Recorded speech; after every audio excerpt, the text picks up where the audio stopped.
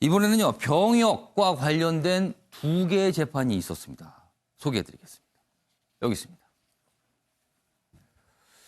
자, 판결이 각각 완전히 다릅니다. 상반된 판결이에요. 병역을 미루다 기소되자 양심적 병역 거부다 이렇게 외쳤습니다. 그러나 그 20대 징역형입니다. 대법원은 지난해 인정 후 첫 유죄 확정이다. 평소에 신념을 표현하지 않다가 뒤늦게 저는 비폭력주의로 전향했어요. 양심적 거부입니다. 이렇게 얘기하니까 인정 안 해준 겁니다. 무슨 소리? 징역형 이렇게 됐습니다. 대법원 판결이 났어요. 여기 보면 징역 1년을 선고한 원심을 확정했다. 이렇게 돼 있습니다. 근데 밑에는요. 이렇습니다. 총격 게임했다고 종교적 신념 의심 못한다. 병역 거부 무죄입니다. 이번에는요. 이건 인정해 주겠다는 거예요. 1심인데요. 2명의 판결을 했습니다. 그러니까 양심적 병역 거부 이런 걸 주장해 왔는데 총격 게임, 이른바 슈팅 게임을 했는데 아니 무슨 병역 거부인 사람이 슈팅 게임을 하고 그래. 그것도 그 묘사지만 그게 어떤 살상에 대한 묘사가 있는데 그런데 이거는 의심할 수 없다. 그거 가지고 의심하면 안 된다. 이렇게 또 무죄가 나왔습니다. 윤기찬 변호사, 장유비 변호사 두 분 변호사 계시는데요. 이 판결의 의미 좀 설명해 주세요. 먼저 윤기찬 변호사. 그러니까 원래 저희가 군대를 예. 안 가게 되면 예. 그러니까 입영 통지서를 받고 군대에 입소하지 않게 되면 이제 처벌을 받아요. 병역법에 의해서. 그런데 정당한 이유가 있는 경우에는 그렇지 않다라고 되어 있기 예. 때문에 그 정당한 이유에 과연 양심에 따른 병역 거부가 포함되는지 여부가 이제 문제가 되는 건데요. 헌법재판소에서 그 포함시킨다는 취지의 이런 이제 나왔죠. 그게. 예. 헌법 불합치 판정이 난 이후에 대법원도 이제 포함시켰단 말이죠. 예. 근데 그 해석이 이제 문제죠. 진정한 양심이 뭐냐 갖고 문제 따지는 건데 지금 이분 같은 경우에는 기소된 이후에 첫 번째 판결. 예. 기소된 이후에 그걸 말씀하셨기 때문에 병역 미루다 기소되자 그때 양심적 예, 거부다. 그러니까 진정한 양심이 아니다라고 판단했던 거고요. 밑에 부분은 좀 논란의 여지가 있어요. 왜냐하면 검찰청에서는 그 부분을 하나의 기준으로 삼고 있는데 1심 판결에서는 그럼에도 불구하고 그것만 갖고 양심적 병역 거부라고 보지 않을 이유가 없다. 이렇게 판단한 거예요. 그래서 앞으로 조금 좀 항소심 가봐야 될 것 같습니다. 그러니까 양심적 병역 거부 어떤 그런 신념에 대해서 뭔가 일관성이 있어야 된다. 그런 걸 주장하는 것 같아요. 이 판결 두 개 내용을 보면요. 장유비 변호사. 네, 그렇습니다. 그 주변에서도 실제로 이제 양심적 병역 거부, 집총 거부를 하는 경우에 예. 예전에는 정말 1년 6월에 형을 기계적으로 좀 내렸습니다. 이제 군대는 안 가도록 편의를 좀 봐주고 그 부분에 대해서는 좀 이제 엄벌에 처한다는 건데 이 20대 징역형은 실형 1년을 선고한 거거든요. 이 부분은 이제 신념, 양심을 법원이 재단하는 데 있어서 굉장히 좀 엄밀하고 객관적으로 보겠다는 하나의 신호로 보여집니다. 이제 양심적 병역 거부에 대해서 무죄로 병역법 위반은 무죄로 지금 판시를 하고 있는 예. 와중에 이런 상황을 또 악용할 수 있는 여지가 충분히 열려 있거든요. 그렇다면 이 법원이 이 부분을 어떻게 재단할 것인가?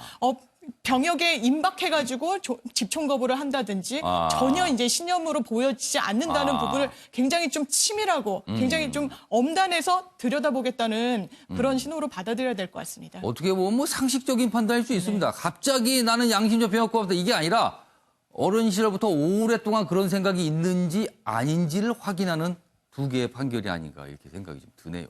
알겠습니다. 자, 이번에는요. 경제. 그중에서도 예산에 관한 내용인데요. 예산. 정부에서 국회로 넘기면 국회가 상세하게 들여다보고 깎을 건 깎고 뭐 이런 얘기 해야 되잖아요. 그런데 이런 모습이랍니다. 초슈퍼 예산. 내년도 예산이 513조가 넘습니다. 초슈퍼 예산. 그런데 의원 셋에서 4명이 몰래 짬짬이 한다. 이런 얘기입니다. 결국 공은 예산 소위로 넘어갔습니다. 예산결산특별위원회가 있거든요. 근데 너무 숫자가 많으니까 그걸 줄여서 예산조정위원회에서 한 10여 명 정도 의원이 합니다. 거기서도 안 되고 소소위라는 걸 또 만듭니다. 근데 이거요. 근거가 없는 위원회입니다. 법에도 없어요. 이런 거 하라고. 그리고 법에도 없으니까 속기록도 안 남고요. 무슨 얘기하는지 파악할 바가 없습니다. 속기록도 안 남기는 비공개 협상, 해마다 쪽지 예산 무대로 악용되고 있다. 이렇게 돼 있습니다. 근데 이런 와중에 이 소소위 가지고 또 논란입니다. 다음 기사입니다. 이 소소위에 누가 들어갈지 갖고 지금 갈등이에요. 그래서 이거 꾸려질지도 지금 불투명합니다. 보시죠.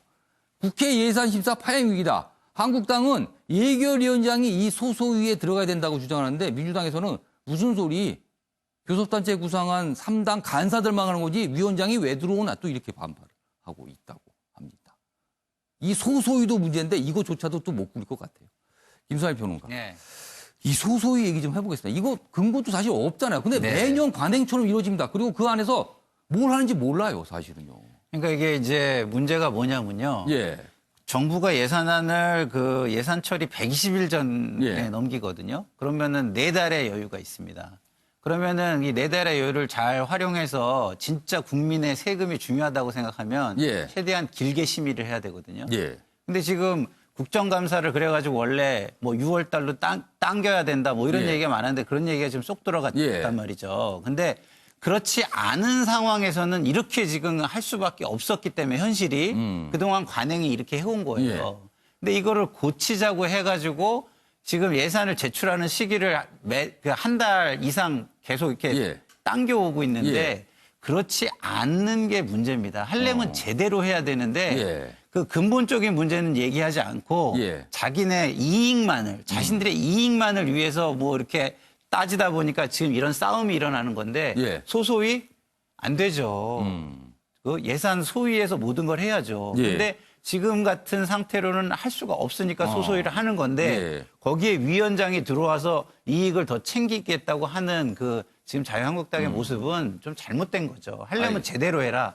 저는 이렇게 말씀을 드리고 싶습니다. 이 소소위가 근거도 없지만 속기록이 안 남거든요. 그러면 뭔 얘기하는지 모릅니다. 그래서 이래저래 이른바 짬짬이 예산 이것 좀 부탁하고 저것 좀 부탁하고 여기서 이뤄진다는 지적을 맨날 받고 있습니다. 자, 다음은 김유진 아나운서가 전하는 이슈컷입니다. 보시죠. 이슈들을 사진으로 살펴보는 시간 이슈컷입니다. 첫 번째 이슈 태그는 불참입니다. 훈센 캄보디아 총리가 한 아세안 특별 정상회의에 올 수 없게 됐습니다. 장모님의 건강이 좋지 않아서 가족들 곁을 지키기로 결정한 건데요. 제1차 한 메콩 정상회의 등 이번 방안에 예정돼 있던 주요 일정엔 프락 소콘 부총리 겸 외교부 장관이 대신 참석합니다. 한 나라의 총리도 어느 집 사위란 사실이 새삼스럽게 느껴지네요.